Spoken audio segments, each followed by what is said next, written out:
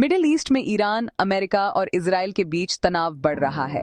अगर ये conflict full scale war में बदल गया तो इसका प्रभाव सिर्फ मिडिल ईस्ट तक नहीं बल्कि पूरी दुनिया पर पड़ेगा। लेकिन कैसे, आइए समझते हैं।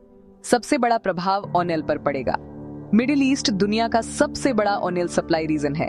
अगर वॉर बढ़ जाता है और स्ट्रेट ऑफ हॉर्मुज जैसे महत्वपूर्ण सी रूट्स ब्लॉक हो जाते हैं तो दुनिया के लगभग 20% ऑयल सप्लाई पर इम्पैक्ट पड़ सकता है। इसका मतलब है पेट्रोल और डीजल की प्राइसेस पूरी दुनिया में बहुत बढ़ सकती है।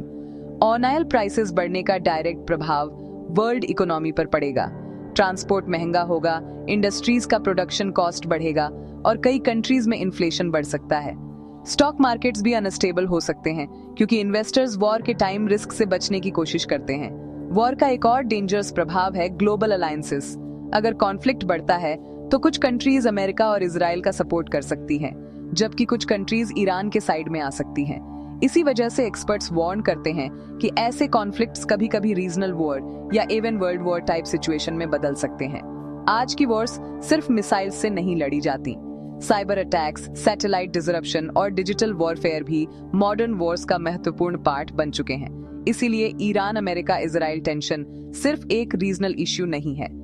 अगर सिचुएशन कंट्रोल में नहीं रही तो इसका प्रभाव ऑयल प्राइसेस, ग्लोबल इकोनॉमी और वर्ल्ड पॉलिटिक्स सब पर पड़ सकता है। और इसी वजह से दुनिया भर के लीडर्स इस कॉन्फ्लिक्ट को एस्केलेट होने से रोकने की कोशिश कर रहे हैं।